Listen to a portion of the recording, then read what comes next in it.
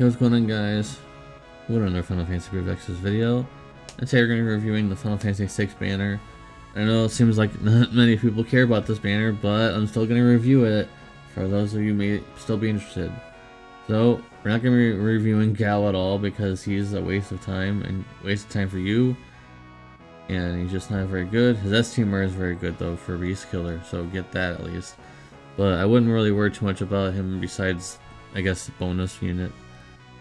So, Sabin, his S-Teamer is not really that amazing, but he has a lot of flat stats in his passes, which I don't mention here apparently, but he has 150% Fire Amp, 150% Beast and Reaper Killer, 200 times Pulsing Strike Chaining, whatever. 200% Various Killers, 300% TDH instead of 200. I mean, I guess you can figure out a way of capping that. 500% cap, 200% LB damage. And what's interesting, at least his LB and SLB have the same Fist in Peril. So he has 40% Fist in Peril on the LB, 120% Fire in Peril, 200 times physical damage, 27 hits, whatever.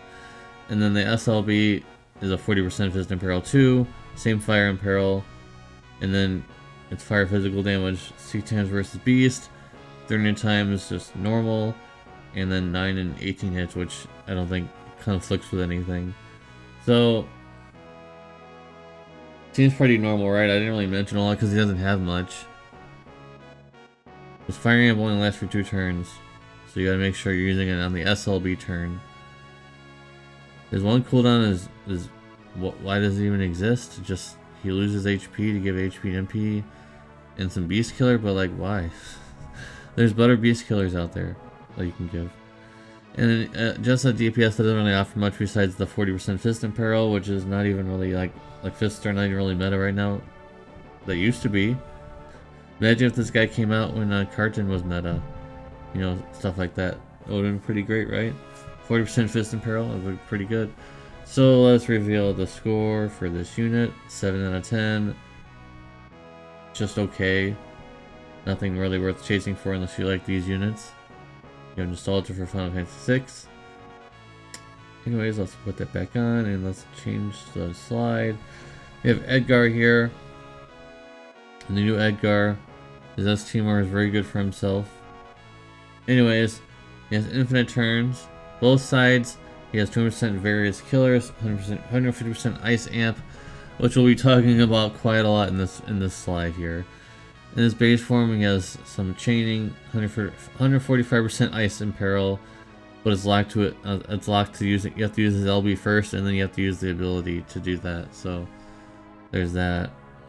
His LB, 87% defensive Spirit Break, 120% all in Peril break, or all elemental in Peril, and then a weak LB, but you can stack it up to 300 times. I guess it's okay. I guess it's whatever. His Brave Shift form, 200% TDH, 20% cap, 500% jump damage, 30% Spear in Peril, 150 times Ice Jump for 2 turns, and then 80 times Mod Boost for his jump on his LB. Are you seeing the problem here already? You might already be seeing the problem here because he's 150% amps only last for 2 turns, and guess how much time he needs to jump for 2 turns. So the Ice Amp is a flop. They didn't decide to fix him and make it so it's 4 turns or 5 turns or however long it would, even if 3 turns.